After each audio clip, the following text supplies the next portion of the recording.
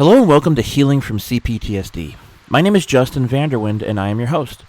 In today's episode, I talk about an experience I had recently where I was faced with the very real possibility of homelessness and what I realized as a result of it.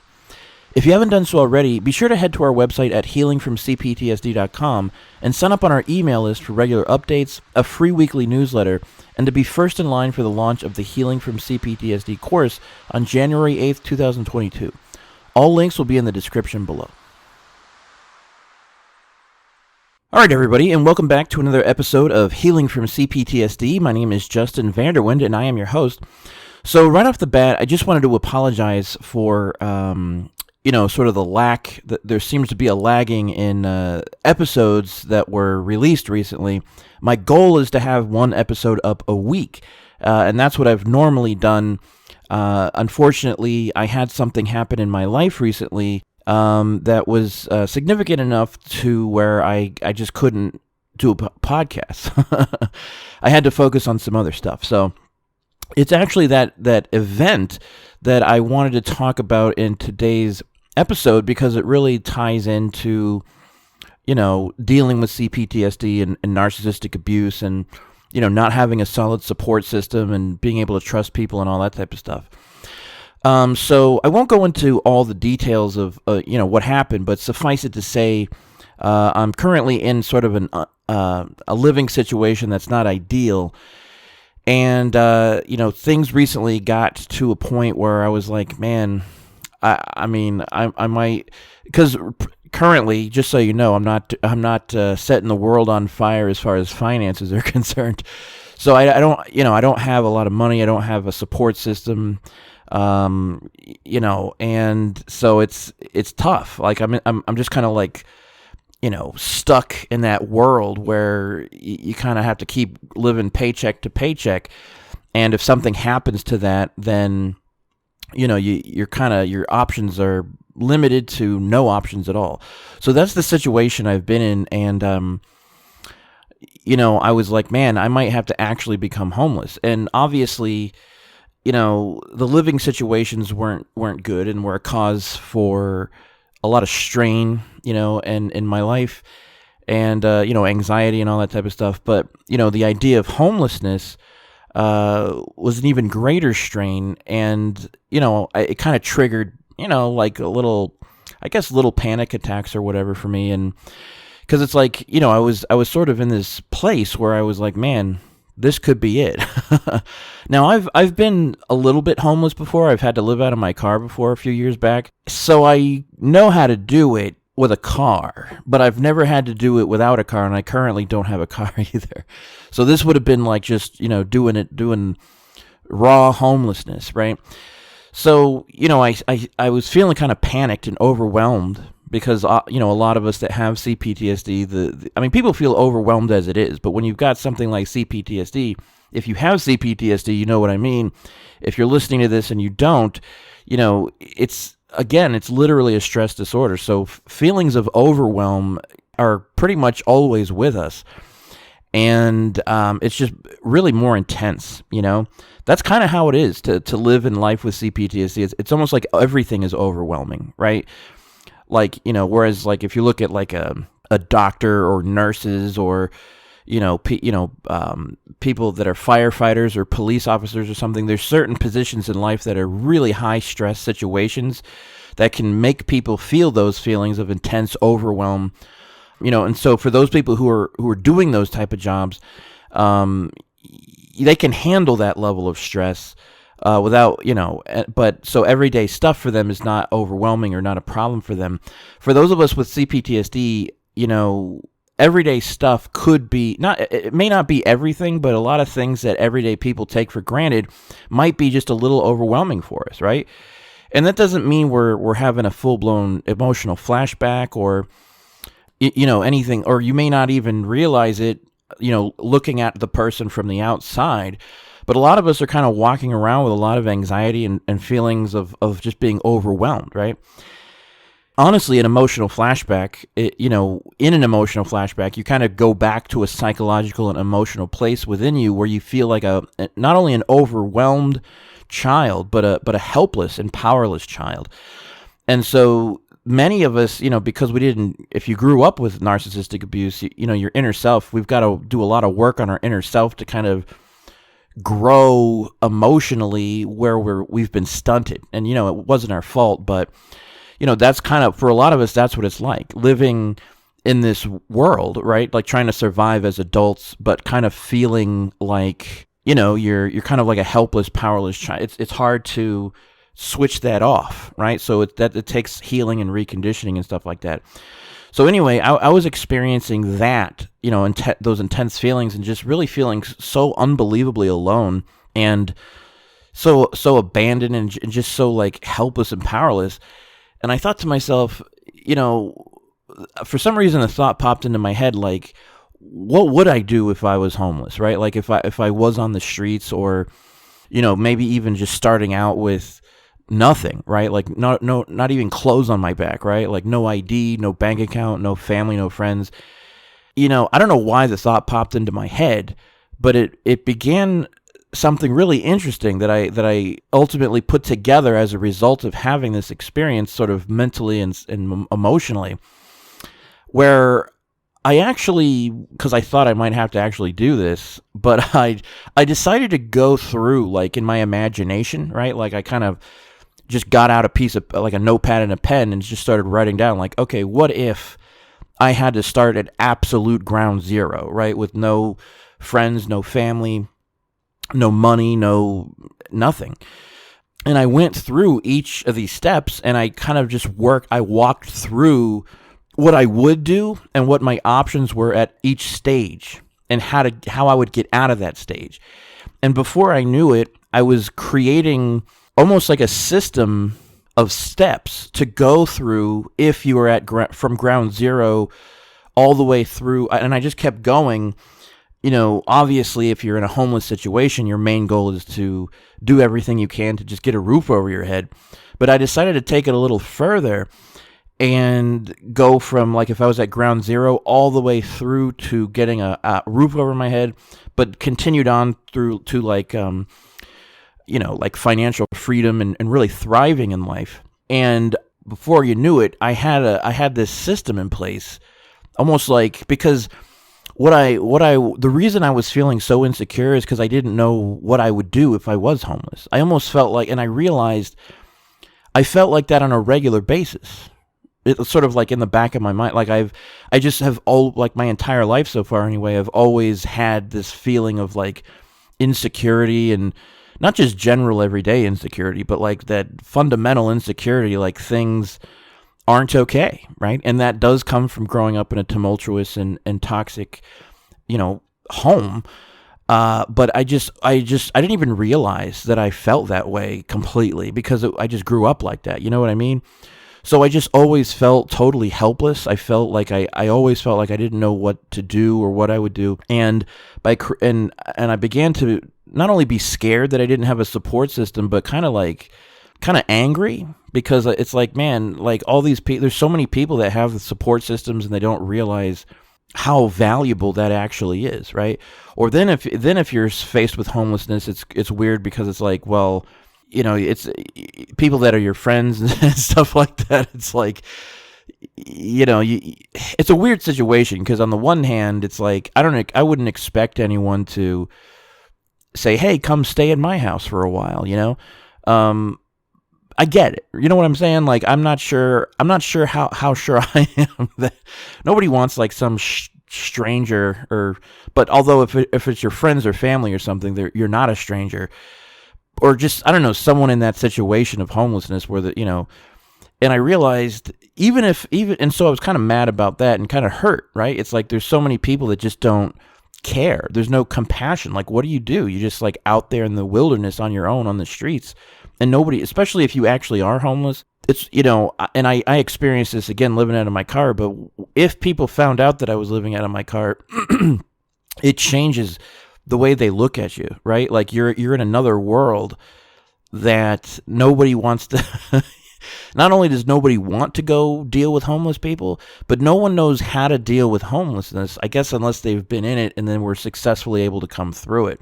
So, but people look at you differently and stuff, my feelings were, man, like, I'm already feeling alone and sort of abandoned and like, insecure because I don't have a support system in place. But it just really hurts that there's not people that I could really rely on, or people say things like, "Oh, you're not alone," and I've I've said it too. But it's kind of like when you're in certain situations where like like your back is up against a wall, or you're in a serious situation, you find out that you kind of are alone. I mean, and even if you have people around you now, there might be times when you actually are alone. So I just was like, you know what? I wanted to know like how I would do this for myself without anyone else's help. Going from ground zero to having a roof over my head to being sort of like where I want to be in life, like thriving, right? And I realized that I didn't have a support system. I didn't have people that cared about me enough to, like provide what I felt like I needed, like a safe, stable place. I'm not even sure I've ever been in a safe, stable place, believe it or not. Like every place I've ever been in, whether I got a roommate or I'm renting a room or something, it's just like, I've attracted other dysfunctional people because of the dysfunctional world I come from. I don't know how the universe works and everything with that whole thing, but it happens. So it's like I'm trying to have a safe enough place to heal and grow and recondition myself and deal with everything else that I've got going on in my life, paying bills and stuff.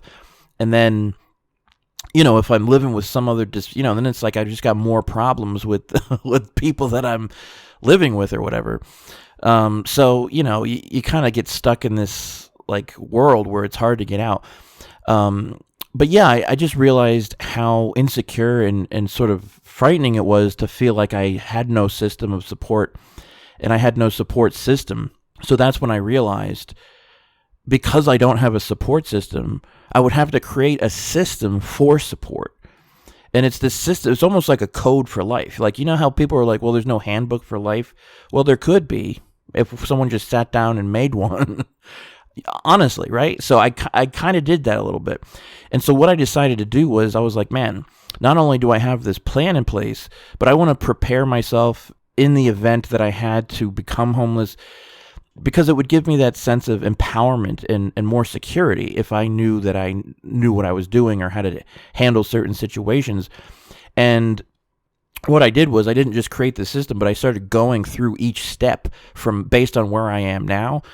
And, maybe learning a few things that would be helpful if I was in different situations, or getting certain supplies here or there, like kind of gradually, almost as if I was doing like a survivalist type of thing. Cause I guess that's basically what it is, urban survivalism, right?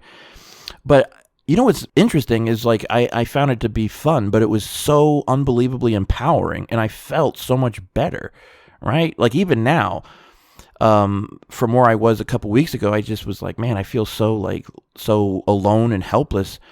But since I've been going through this thing that I've created here, this, kind of like system of support, I've felt so much better because now I know what to do, and I have things in place to where I don't need to rely on anyone. Now, that doesn't mean I'm not going to get, form new relationships in the future or whatever, have friends. I just wanted to know what it would be like to survive and to really, move from the ground up on my own, like without anybody's help. And I'm telling you, it's so empowering. There's cultures in the past that would have their kids, especially young men, kind of go through like initiation rituals to enter into manhood or adulthood. I'm sure they had similar things for females, and I'm sure this was in many different cultures, but the first that comes to mind is like the Native American cultures. I mean, they would train, like they lived in a community, right? But they would train their young men, their tribal members, how to hunt, how to survive, how to do everything they needed to do to live. And then part of their initiation in certain places was they would have to go off in the wilderness on their own and I'll kind of do what I just described, but in a little bit more of a primal way in the wilderness, where they survive and they learn from the inside out and they experience what it's like to survive on their own. And it gave them something priceless for their life, but it was also their initiation into manhood. And one other thing I realized was we don't have that in this society, for young men or for people in general. And I think it's kind of crazy. You know what I mean? Now, I'm not saying like people should actually go be homeless just to, see if they can get out of it. I mean, although I guess if you're one of those hardcore thrill-seeking survivalist type of people, I mean, I guess you could do it. But just kind of even just like going through it, like, for example, I'll give you one example. One early sort of like step in this system I created was to have what I call a jam bag, right? Or like a survival like backpack, right? So I've just been sort of like, I got myself a decent backpack, and I've just been kind of like slowly like putting stuff in there in the event that whether I'm homeless or if it's some other crisis, right? Some emergency where I could just grab it and go. And I'm secure enough to know, okay, like I've got some food. Oh, that's the other thing. Like I learned how to, I don't know if you knew this or not. I'm probably going to sound kind of dumb with this comment, but I didn't realize, like tuna and salmon. I mean, I knew they had like canned tuna, but I didn't know about these pouches, man. And you might not either. I don't know how this has slipped past us. Some of you might know, but I just literally didn't know. And I found it as a result of kind of going through this process of mine. I went to the grocery store, and it was kind of, like Target, Walmart, places like that. And it was just kind of like looking around, like for stuff that's like the most nutritious, right? B, the easiest to carry around, and C, things that don't require refrigeration or even cooking, right? And I found these pouches. They've got salmon pouches and tuna pouches, and it's incredible because salmon obviously, has, it's like most of the nutrients your body needs right then and there. And these pouches last like a few years. So I was like, man, this is incredible. So just learning that and experiencing it, it's just a small thing, but I picked up a few pouches and put them in my pack just in case, you know what I mean? And I don't know, it's kind of fun. It's really fun. It's really empowering. I'm doing like this urban survivalist adventure thing, and I'm loving it, man. It's so, and I don't know, all I can tell you is growing up in such a broken, like crazy family dynamic, there's so much that I just didn't even learn. Like, forget about the emotional stuff, like my father wasn't around really. He didn't, we saw him every other weekend, but he didn't show us anything. He didn't show me anything, right? Like, so when someone says be a man, the saddest part about, especially my generation now is, I know a lot of guys my age, a lot of young men, and you hear this a lot, like in podcasts or YouTube or whatever on the news. There's a lot of young men that either aren't going to college, or they don't know what they're doing in life, or they're just kind of drifting around, or they're not getting married, or stuff like that. And the truth is, they're just lost. They had absolutely, I mean, this was like the first generation where I think divorce rates overtook, marriage rates, right? So that solid foundation of a family unit of like teaching your kids things, like actually preparing them for life, didn't happen for a lot of us.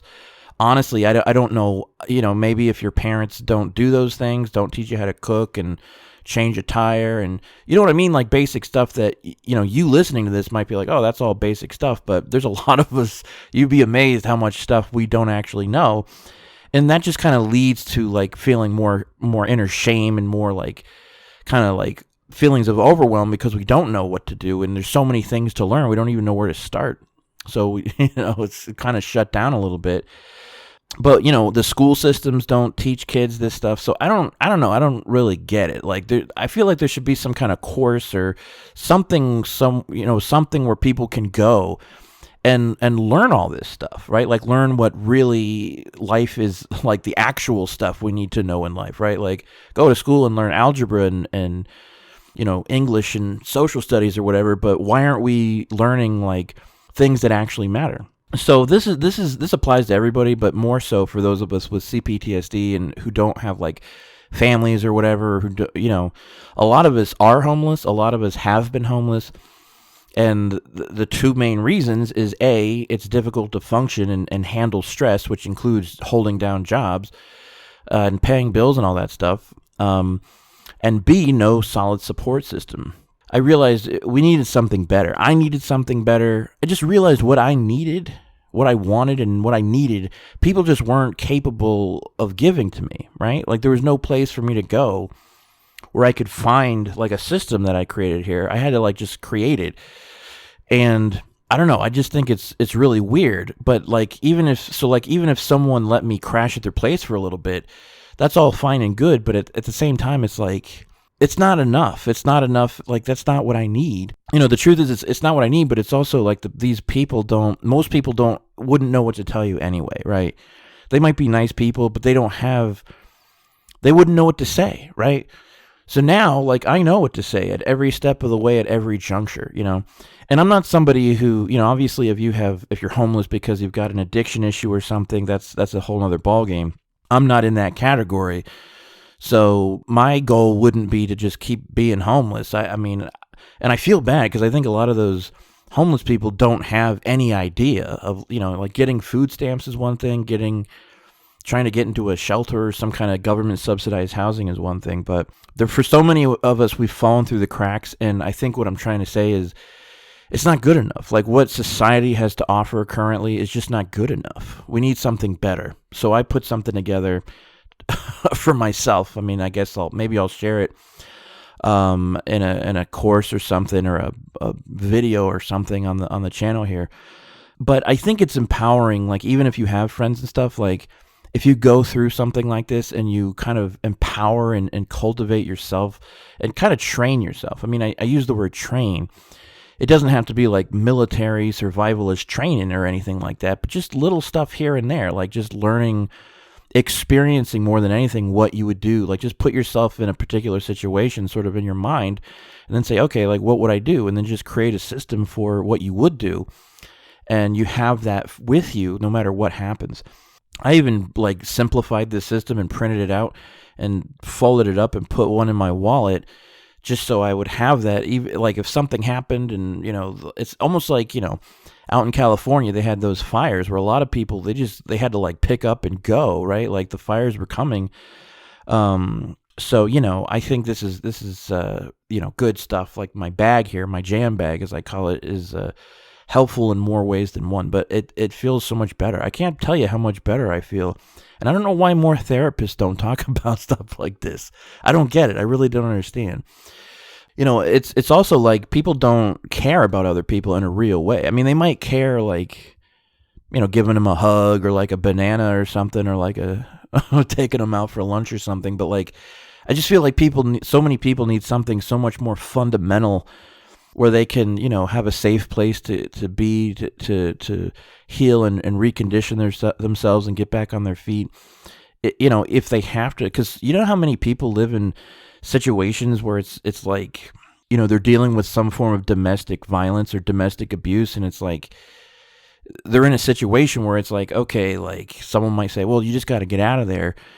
But a lot of people are in situations where it's like they can't immediately, right? Unless they just want to become homeless, and some people do that. You know what I mean? Like, it becomes so bad at the home that they just become homeless.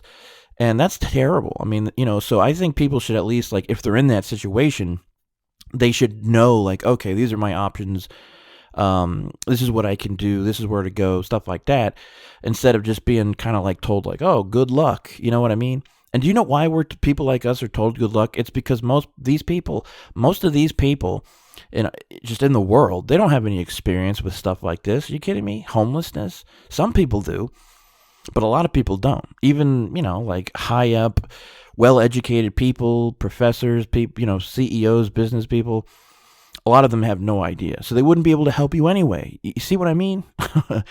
So, I don't know. I just kind of wanted to share this with you and, talk about, like, if you're dealing with CPTSD, like, a huge part, anyway, for me that's helped me a lot is, I'm talking about this system, but really like empowering myself, making a list of all the things I never learned because of fear, or I just never did.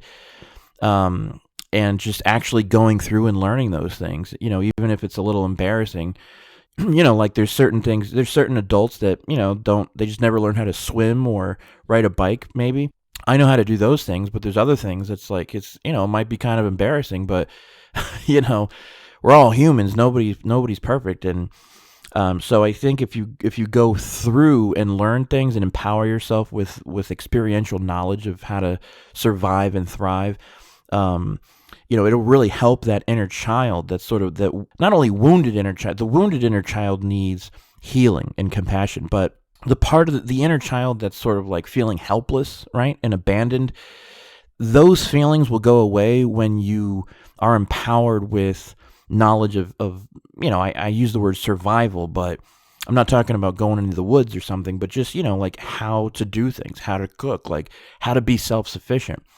And the cool thing about this day and age is we've got one of the greatest resources in human history, the internet. I mean, everything's on here, right?